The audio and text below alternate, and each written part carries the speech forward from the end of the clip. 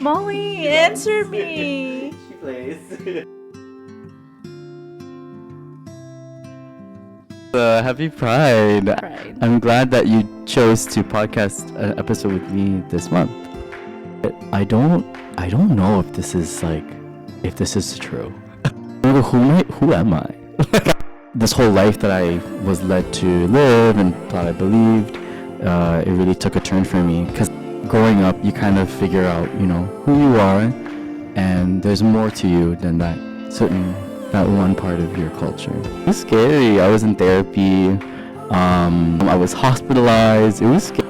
I never got to ask myself, what about me? And that kind of took me to a spiral, an identity crisis. I feel like the younger me, I felt really bad for him because he was so lost in a world of chaos and hate. My family always kind of taught me or raised me to be good and to do good things. Stay soft-hearted.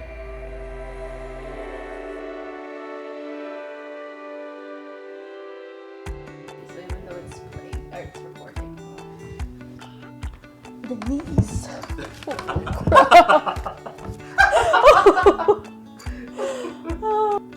Hello. Hi guys. We're at Wilfred. Is it Wilfred? Yeah. It's Wilfred. I almost gonna say William. Wilfred Manalili. Yeah. Yes. Hello. Hello. I've been talking about you for so many months now. Yes. About getting back to podcasting and no, it's something you also enjoyed back in the day. Yes. Tell us about what you guys did. Oh my gosh, yeah. So my partner Ronnie and I, during the pandemic, had a podcast, and the name was called Small Talkin'. Yes, and the way that it worked was you would subscribe and pay for a year, and this was on SoundCloud. So You have to pay. You have to pay in order to post more videos. Okay. You only have a set amount of minutes for free. So we paid for a year, so we were able to make more footage. It was just audio.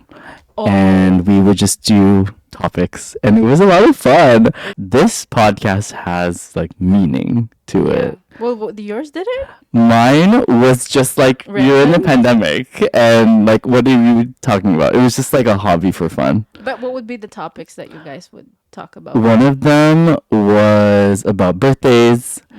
Another one was about marriage and weddings. They were just random topics. But you know what? People love that. People love entertainment. It doesn't have to necessarily bring value, but if you entertain people, they love that, right? Yeah. So it's all what you enjoy too. Because you're gonna be putting out content that you guys don't enjoy, and then it's just. Yeah. No, it was honestly the way that we talk, we banter quite a bit. So it's really fun. Is it still fun banter? So it's almost we're just having a conversation that we normally do, and then on audio that's recorded. But no, this is really nice. When I found out you have this podcast, part of your Kamu, it just felt very meant to be. Yeah. Yeah. It just kind of fell on. I was oh my gosh. Because I didn't really know. I was all about wellness too. That's why the Camo Shop happened. But then when the Camo talk, I had the idea in my head I have to do this podcast to perhaps send information out there regarding wellness. Of course. Right. But anyways. Okay. This is about you. Yeah. Me? And by the way, we're month of June is LGBT month. Right. Yes. Happy Pride. I'm glad that you chose to podcast an episode with me this month. I'm so glad because I know you have a lot of information to share and thank you. Wisdom to share with thank you. Your experiences and that. So how was it? So a bit of a background. Me and Will, we both work together. That's how we know each other. We both work in healthcare. And as we speak, you're running 2 hours of sleep right now. Yeah, I just worked last night. I love how you just like do I this just for me. I woke up. appreciate that. Yeah, you're I welcome. freaking love it. Yeah, it was it was I worked a night shift because we do shift work.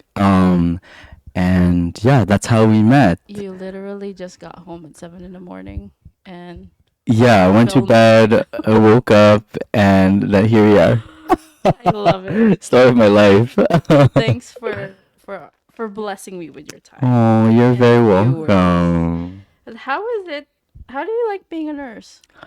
You know what? What made you choose nursing? I didn't know what I wanted to do growing up. I wanted to figure that out in high school. So I went to a guidance counselor. They talked about men in nursing. I didn't believe it at the time. And they're like, oh, you'd be surprised. And so I gave it a try. I went to a co-op and then I fell in love with it. I was living in Mississauga at the time. At that time. So I really didn't want to do it at first. I just was so lost. But then I realized I really like helping people. Yeah. My initial line of work I was interested in was cardiology, which is very interesting. And you wanted to be a doctor or just the unit that you I want to worked work in a cardio floor Oh, I see. for one of my placements, and I was like, oh, I could work here. And then my family ended up getting sick, and they had cancer, and somehow, like my career path took me to oncology. Oh. And then it almost felt like a calling to me. Mm. So now I realize, I feel like I'm meant to do like this line of work. I feel like I'm meant to work in this specific field. And now when I take care of our patients, I am like taking care of my family. Oh, I love Yeah. that. So you had the reasoning. I have like, yeah, Behind I almost feel like this was a calling. This is meant for me. Yeah. Yeah. I love that. Yeah. I love what I do. I love the talking aspect. How do you like nursing? And you're like, I love it. I was like, what? I love talking and helping people. Yeah. I love like The communicating. therapeutic aspect of Yeah. that. Yeah, and the art of it. And not so much the stress that comes with it. Yeah, the stress obviously that is a reality. And And the unfortunately, burnout. yeah. But like when I think about my passion, when I think about what drives me to love what I do, it's like making that small difference to me, but like a big difference To for other the patient. Yeah. And like even if I can make like a small change, like for me, for them it's like, oh my gosh, I remember you. Yeah, yeah. Those small little things, okay. And Like that's I what- know I worked hard today. And that's what keep you going, right? Even though we have Yeah. days that are like absolutely Yeah. you feel kind of helpless, but when you have those moments of remembering, oh, like, no, this is why I'm here. Yeah. 'Cause- Especially, and that's why like the family members, even though like sometimes all nurses will agree that sometimes the family can get very overbearing or like really they can take up a lot of your time in your day, in your busy day already. For me, like with my past, I feel like it's almost like I'm talking to my family and helping them. And I feel like them not meaning to take up your time, but it's coming from a place of Yeah. anxiety too from their end. Exactly. So not only I feel like we have to nurse our patient, we also have to nurse their family. Yes. Which is a big, Yes. like it's a lot of mental and emotional. Yeah, because after they go home, we're not taking care of them. It is the family that's taking care of right. them. That's We right. do a lot of patient education in our ward, so you get that aspect too. So yeah, I don't know. I feel like I was designed to yap. And that's why so many nurses are like, oh my god, why aren't you working in like another setting, like a merge or ICU? There's just that communication is not fully there. Whereas the place where we work, there's an aspect of communicating, but then there's also aspect of the acuity and all that stuff. So yeah, I feel like I found where I'm supposed to be. You know? Love it. Yeah. Thank you. How was it? You weren't born in Canada, were you? No, I was born in Manila. What age did you come here? So when I was born in Manila, and then I'm the youngest of three. So I came here when I was about 6 or 7 months old.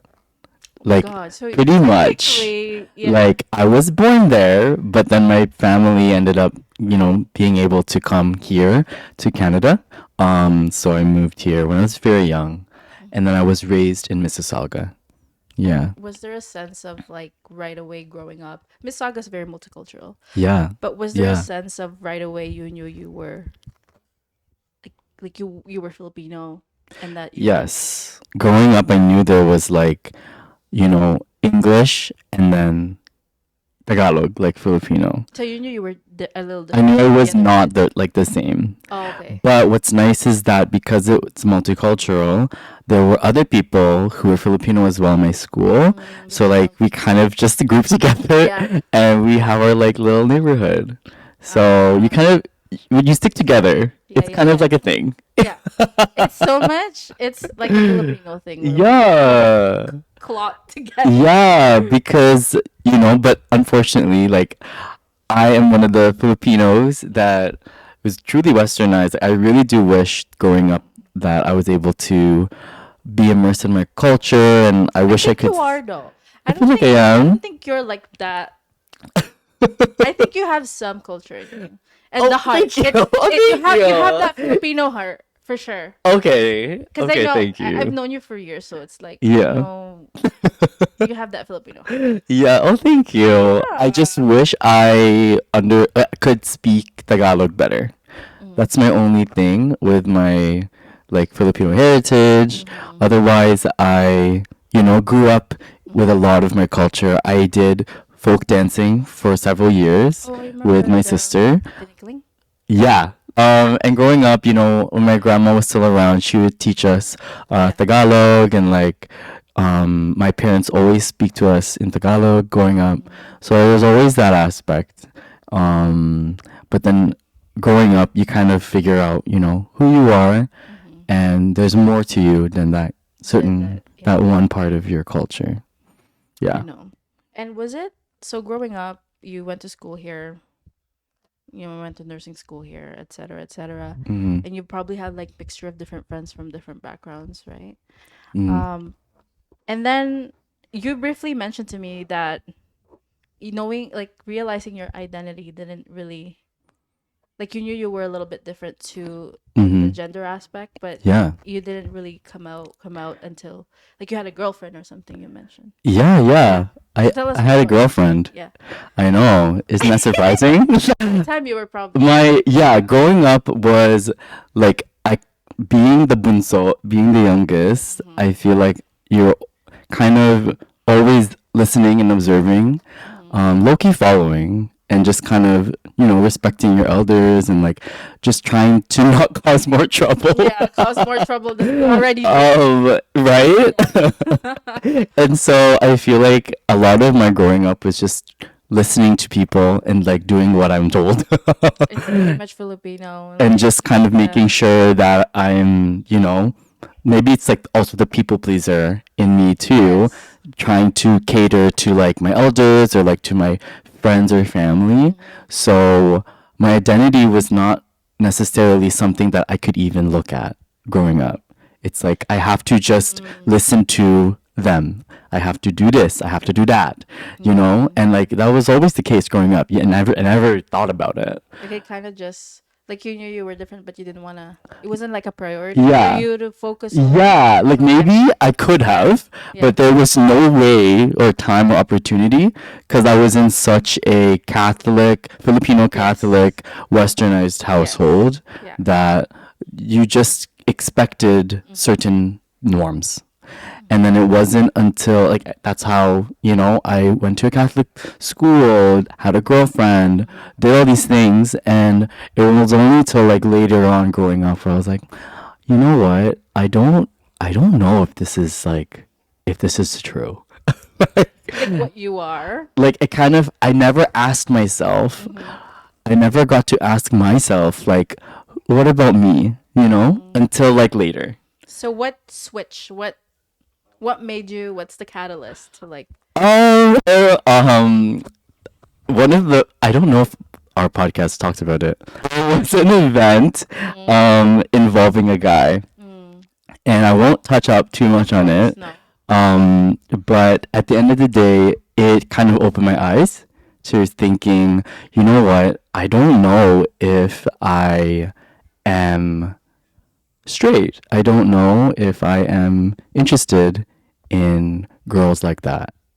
And that kind of like took me to like a spiral, like an identity crisis at like the age of like 16 or something. I was hospitalized. It was scary. I was in therapy. It was really scary Because you didn't because know. I was scared. I was really this whole life that I was led to live and Yeah, thought I yeah. believed, it really took a So turn like for me because I a was false narrative almost. almost because I was like, oh my god, who am I? I feel like the younger me, I felt really bad for him because he was so lost. However, here I am now, so I'm really Mm-hmm. proud of like how far I've come. Mm-hmm. But yeah, it was really scary. I mean, there's so Learning. much layers to it. So like you were There's a born lot in of a layers. Filipino Catholic household, and then Hmm. like that in and itself, it's a lot of courage There's a to lot of come fear. out. There's a lot of fear Yeah. and anxiety. I was scared of a lot of things. Mm-hmm. Coming out was something I was afraid to do with my family. And I feel like all gay youth Mm-hmm. are afraid of, Mm-hmm. coming out. I feel like this generation is different. There's more There is more acceptance of the liberty. parents, Yeah. especially in Westernized culture. Mm-hmm. If they have an inkling, it's kind of more, Yeah. but it wasn't like that before. But you got through it. Yeah. And how did they take it the first time? Um, Family, first of all. when I had my first partner, in my mind, I thought, my first male partner, I thought, if I propose it to them like this, that way it can either soften the blow or like it was like a segue Mm-hmm. instead of like saying those words for them to hear. Instead, I just like, oh, I have a boyfriend, as opposed to I'm gay. Right. Right? And so that was how I pitched it to them. I said it to them individually, Mm-hmm. one at a time. First was my mom, and then my sister, my brother, and then my dad was last. Of course, it's Because always the I dad. was That's so always the. scared. I was so scared. But all of them took it well. Mm. All of them did. And I was like so happy. I was like crying That's so much. so good. Because like I was so nervous of them, like just the fear. Not that they would kick me out, but I was afraid that they would. Of course. Like it wouldn't be in their nature to kick me out, Yeah. but people have been kicked out, Yes. and growing up, you have that anxiety and that fear. So I was really scared. That's why I wanted to tell them when I had a partner, so I could go to their house if Right. if they didn't take it well. You are brave and I'm sure there's still a lot of people that struggle to this day. No, Do you seriously. doubt that, or do you think there's probably still a lot of people that have it? You know what? Yeah, no, I don't doubt that. And people can still grow up their whole life like hiding their truth. Um, and that it's all in their narrative. It's all in their choice. They can, you know, be hidden their whole life, have a whole family. Why do you think it's important to be who you are? I think the way that you live on their day to day, you can either live your day to day with a mask, or you can live day to day like in your truth. Like, this is who I am. And so before, I kind of was wearing a mask that I didn't even realize. So I was like, okay, like I'm living, like I'm doing my day to day. I'm fine. I'm with my friends and my family. But then I feel like I had built a mask. And For so long. right, I didn't even realize. Yeah. And then growing up, I eventually learned who I was inside, and it feels very different, freeing, first of all, and just like lighter. It's not as heavy. It's not as the secrets No. within yourself. Because Like, it's who you are. it's true. And Why would you deny that? yeah. It's very controversial because everybody has certain reasons, culture, religion, Correct. their upbringing, Can be everybody, yes, everyone has their reason. However, like I am blessed that I was able Yes. to come out to my family, live my truth, have a partner. Like these are blessings that like I really thought that young me was like, oh my gosh, I don't think I could ever, So like I am so happy that I'm kind of living my truth and like so many people around me are like so supportive. I love it. Yeah. See? And so now, while we're in the topic of finding love, you found your love. Oh. Thus, Oh my why? gosh, am I blushing or is it the It's blush? the blush.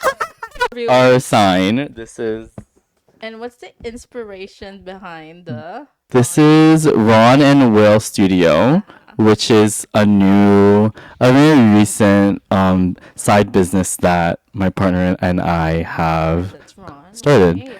This is a mug. The logo is a mug, and on top of it is a dog, which is our new puppy. Not really new anymore. Later at the end, maybe we can show her. But yeah. So we I just just meet Ron. we like to say we met at the library, at the Terry Berry Library in Hamilton. I wish that was true.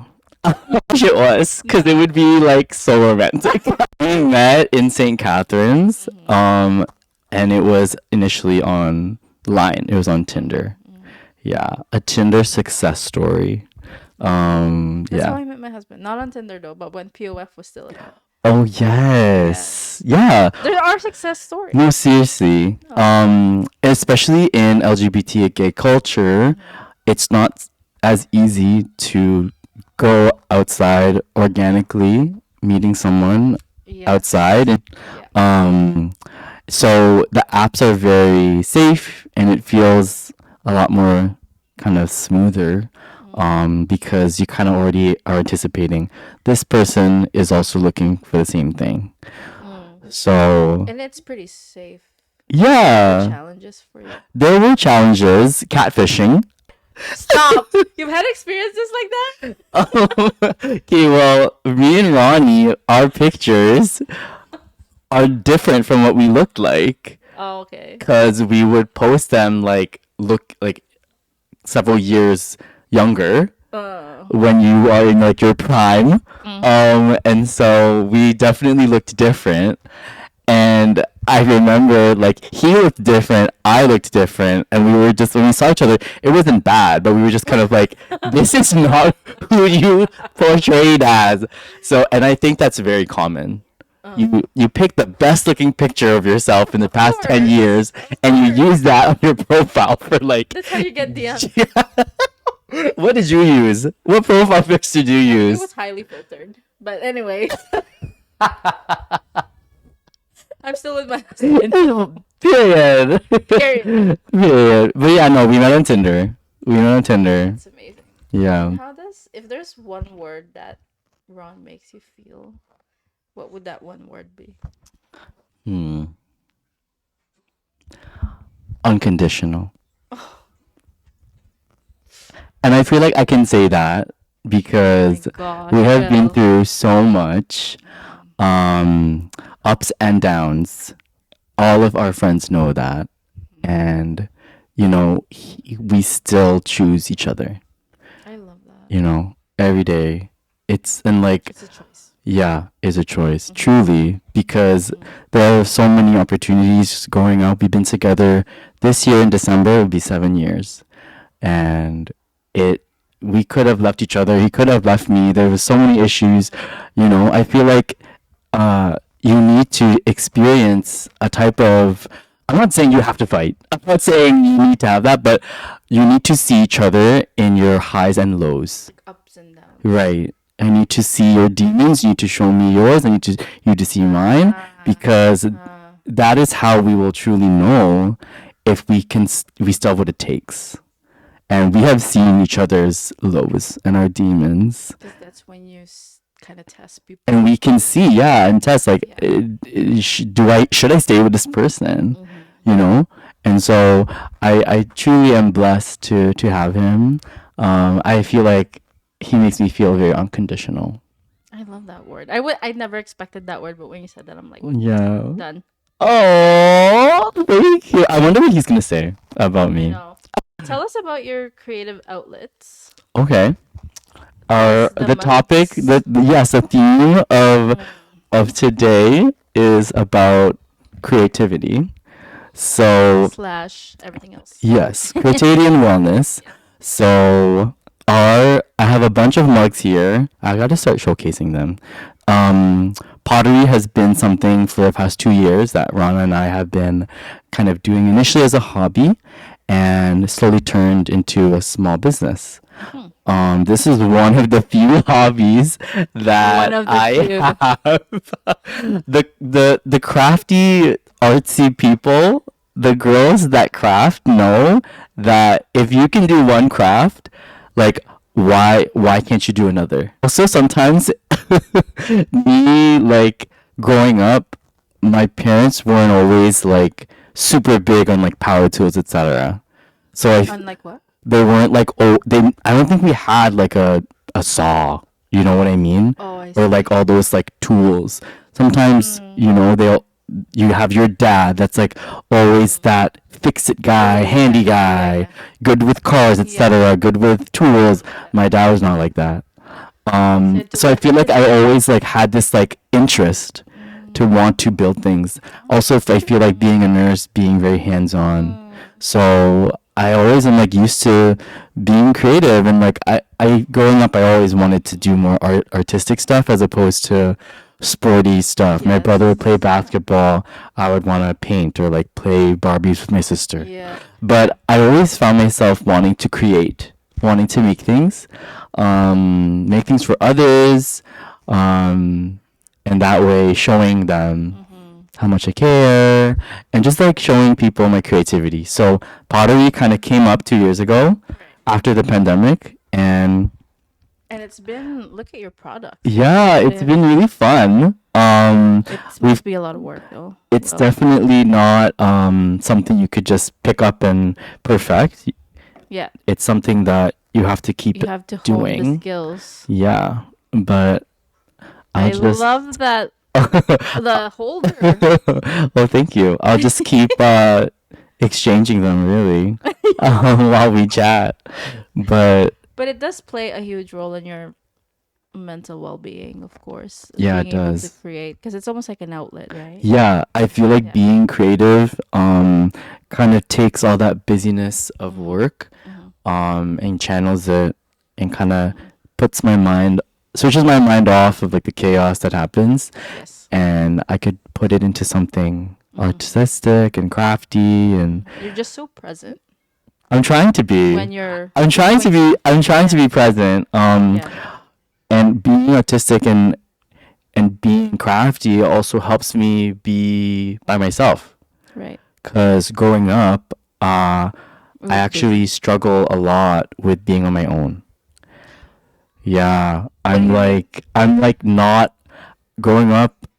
I usually struggled when you're on with your own. being on my own because I was always surrounded by people. So you're saying pottery actually helped you to be on your own now? Yeah, to be happy with it because I'm I like, love that. yeah, because I'm like being present for myself.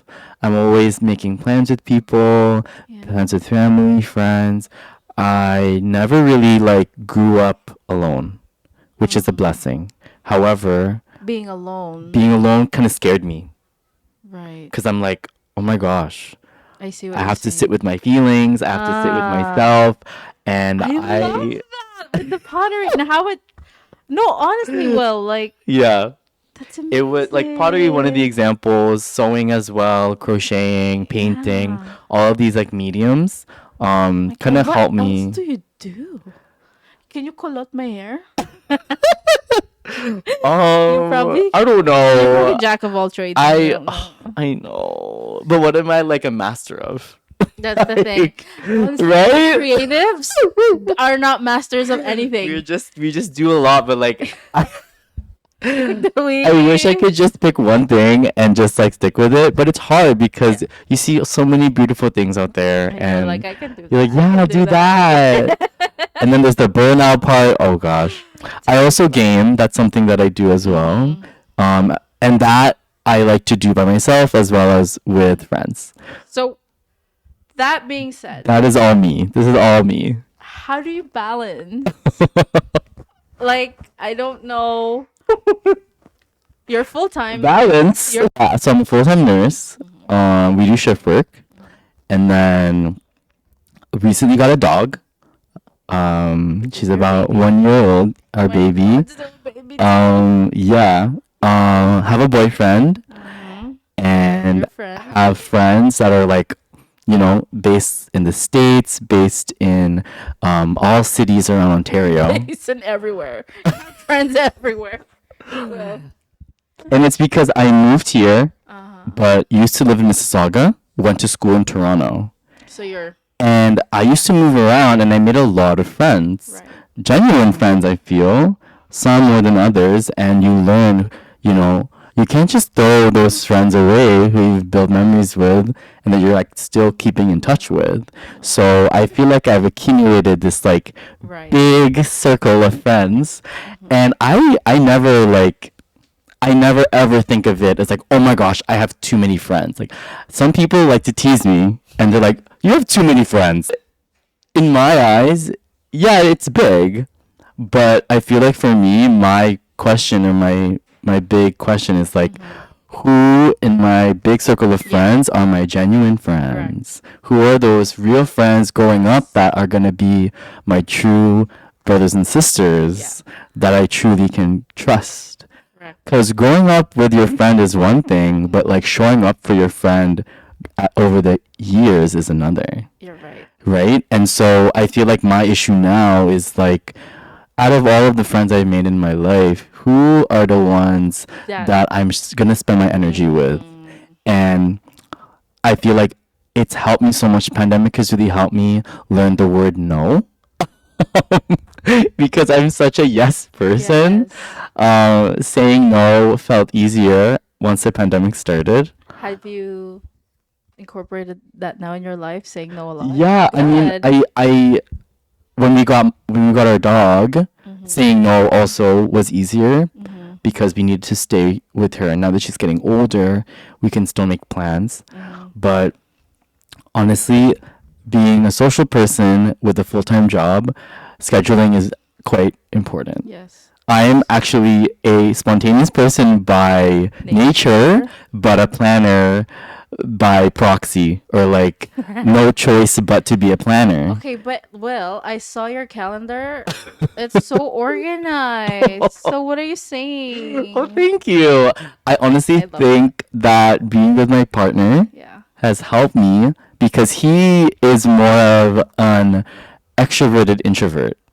Like he loves to socialize, but he needs his alone Are time. you just an extrovert? I'm just No chaser. no, yeah, absolutely. But do you find like what would be your main tips for organization, like life wise?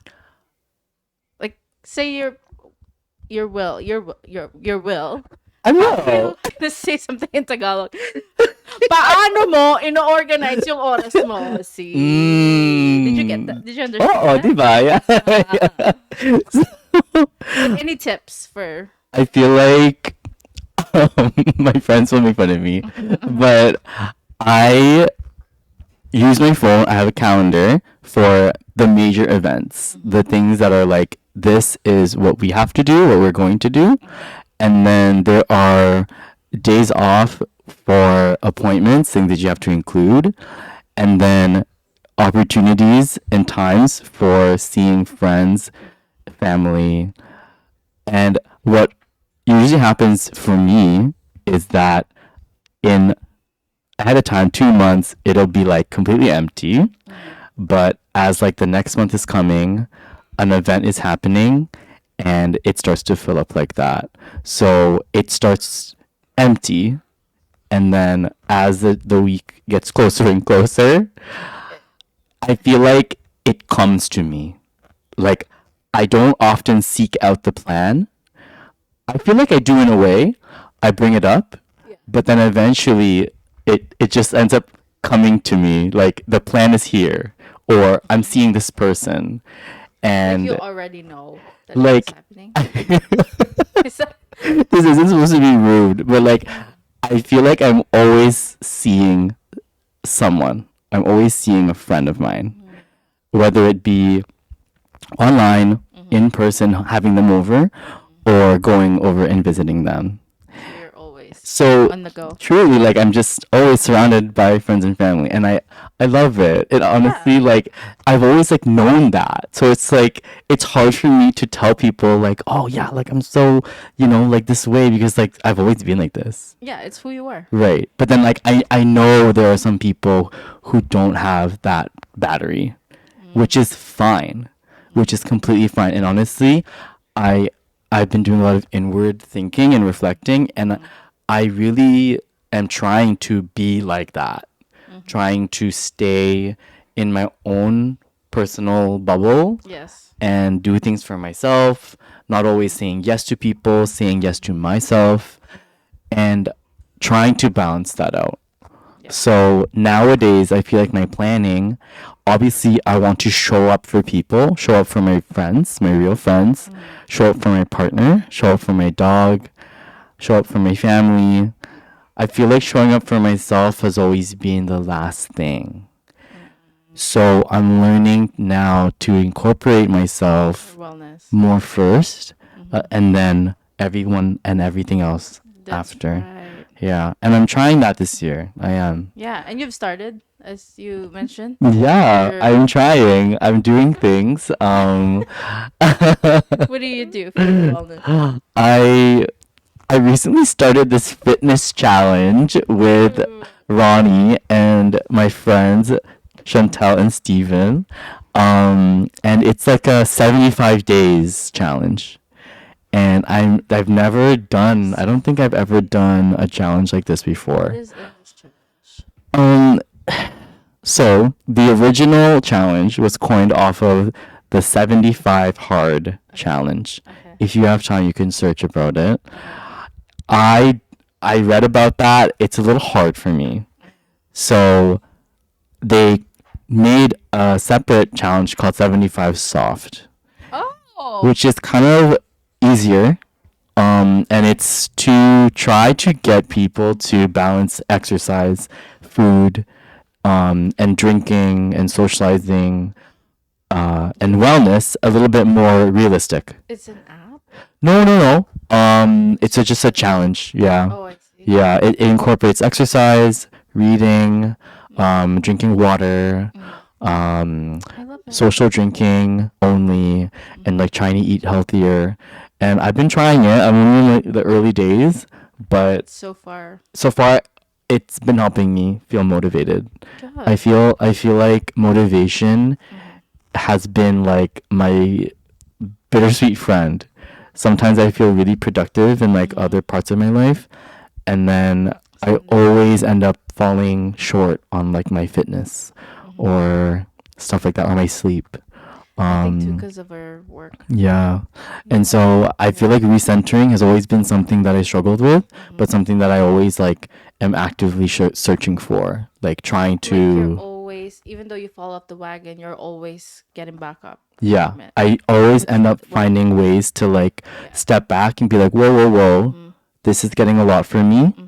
I need to remember me Mhm. and like what's going on with me. And that's what matters. Is Yeah. that you recognize it. Because it is really, really important to show up for your friends. It is.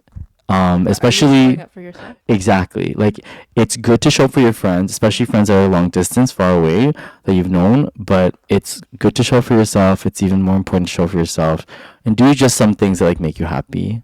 Mhm. And so the problem with me growing up is that seeing my friends made me happy. Mm. So I had to learn like what are the things that made me You happy, happy. only me, Mm. and that's what our small business That's it. led to, is Right. just doing things that make me That make you happy. happy. Mm-hmm. Where can people find Mm-hmm. your products? Do you guys have a website now? We do. So it is Ron Wil Studio, Mhm. and we have a website. We haven't finished building it, but we do have that claimed. Okay. We are making a launch this summer Mm. with more products, Okay. and we have an Instagram as well as a TikTok. Ron Wil Studio. Just Ron Wil Studio. Ron Wil Studio. Just Ron Wil Studio. Yeah. Can't wait. Um, If there's one message that you can tell the world, what would that message be? I was thinking about this when I was It's a working hard question. because I feel like there's so many things that are happening in the world right now, that it kind of makes you wonder how to live your life. Um, but I feel like growing up, I always like thought about this, which is to stay soft-hearted. That is something that I always thought about, and my family always kind of taught me or like raised me to be good and to do good things. And in a world of chaos and hate, like it's really hard to be soft-hearted. It's really hard to be forgiving and kind, because of all of the bad things that are happening in the world. There's just too much. Some people don't deserve good energy. No. But that's okay, because I would rather want to still carry myself in a way that is different than that. Like you don't want to harden from the outside external forces that are happening. Exactly. You want to remain. Especially with our line of work as well, like all of the sickness and disease, death that is involved in our heavy job. Stay soft-hearted and take a step back. Take care and nurture yourself, nurture your loved ones. And it's really easy to give in and to harden your heart to like all of these like things. I feel like it's hard to stay gentle, because I feel like the hard people or like the bitter people were not always that way. Yeah. They were not always like that. Something changed them. It's almost like a protection. Yeah. When you're burnt out and when you're here. Exactly. You just have to almost. It's almost like a protection. As a way to survive. Yes. You know, or cope. Yeah. So. I love that message. It's so good. Oh, thank you. Cheers to that. Thank you. Yeah. use your mug. Here, can I have another mug? Here, you can use this. Okay, can we cheers? Okay, and I'll use this one. There's nothing in it, but here's a cheers of hope, happiness, and staying soft-hearted. Love it. Thanks, guys, for watching. Oh, thank you.